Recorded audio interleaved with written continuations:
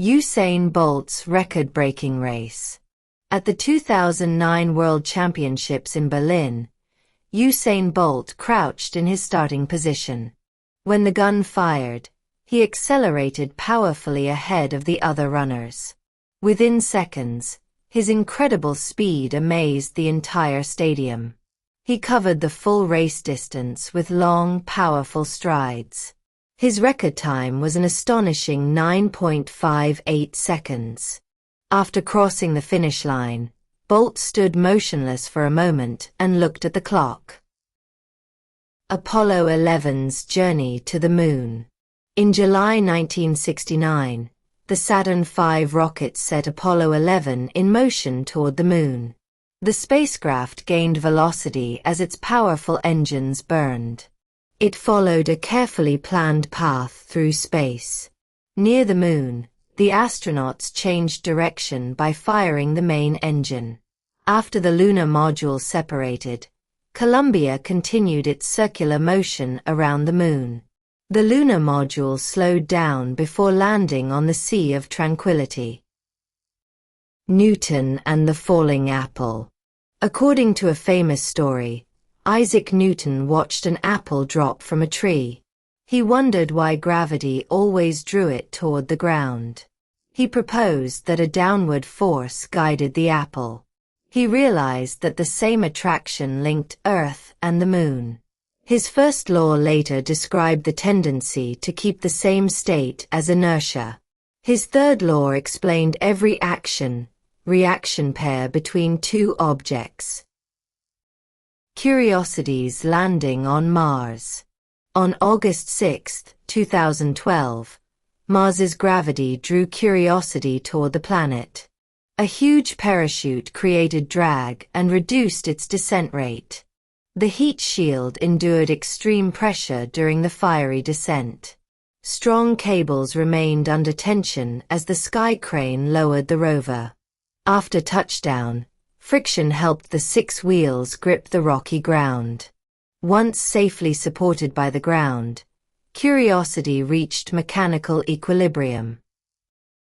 Apollo 13's fight to return home. On April 13, 1970, an oxygen tank exploded during Apollo 13's journey to the Moon. The accident caused a serious power crisis aboard the spacecraft. The crew practiced strict conservation by turning off non-essential equipment. Mission control improved efficiency by keeping only essential systems running. The astronauts activated the lunar module and used it as a lifeboat. Its batteries stored the charge that kept vital equipment operating on the way home. Hoover Dam generates electricity. Water held high behind Hoover Dam possesses enormous potential energy. When the intake gates open, the water is released into huge pipes. As it falls, the flowing water gains kinetic energy. The rushing water does work by turning massive turbines. The spinning turbines drive generators that supply power to distant cities. This energy conversion turns the movement of falling water into useful electricity. The first hot air balloon flight. In 1783, the Montgolfier brothers prepared a large balloon for the first crewed flight. Workers heated the air beneath the balloon before launch. The expansion of the air gradually filled its enormous fabric envelope. Its density became lower than that of the surrounding air. The pilots kept adding fuel to prevent thermal equilibrium with the colder sky. During the descent, contraction made the air inside occupy less space. The destruction of Pompeii. In AD 79, the intense heat of Mount Vesuvius's eruption overwhelmed Pompeii. The volcano released enormous thermal energy into its surroundings. Powerful radiation scorched objects before volcanic material touched them. The air temperature rose dangerously as hot ash covered the city. Conduction carried energy from scorching fragments into stone walls. Over time, the volcanic deposits cooled and hardened around the buried city. The singer who shattered a glass. During a rehearsal, an opera singer placed a thin crystal glass on a table. She sang a clear note that matched the glass's natural frequency. The powerful sound made the sides of the glass begin to shake. As she held the note, resonance strengthened the glass's response. Each vibration became larger than the one before it. Finally, the amplitude grew so great that the glass shattered. The Great Eruption of Krakatoa.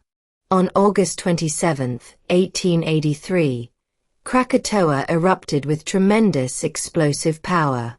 The volcanic island became the source of an extraordinarily loud blast. Powerful sound waves spread outward across vast distances. The atmosphere acted as the medium that carried the disturbance. Its incredible loudness frightened people thousands of kilometers away. Low-frequency pressure pulses traveled around Earth several times. Newton's prism experiment. In 1666, Isaac Newton darkened a room and allowed sunlight to enter through a small hole. He placed a glass prism in the path of the narrow beam. Through refraction, the glass bent the incoming beam at its surfaces. A colorful spectrum appeared on the wall across the room. This separation of white light into different colors is called dispersion. Using a second piece of glass, Newton recombined the colors and produced white light again. Galileo observes Jupiter's moons.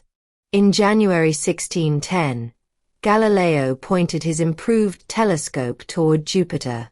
The front lens gathered the faint glow coming from the distant planet. Carefully arranged glass pieces focused the distant scene for his eye. The instrument's magnification revealed 4 tiny points beside Jupiter.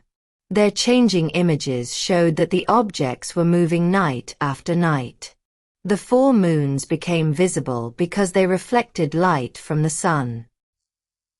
Franklin's kite experiment.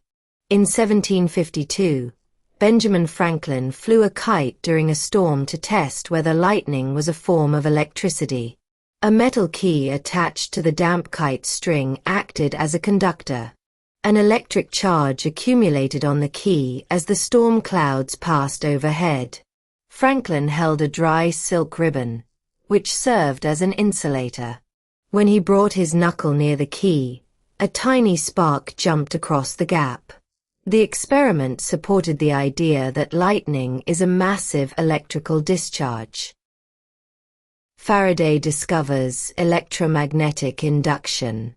In 1831, Michael Faraday began testing a bar magnet beside a length of wire. He wound the wire into a coil and connected it to a meter. As he moved the bar, the magnetic field passing through the wire changed. This process later became known as electromagnetic induction. The meter showed that an electric current appeared only during the motion. His discovery became the operating principle of the modern generator.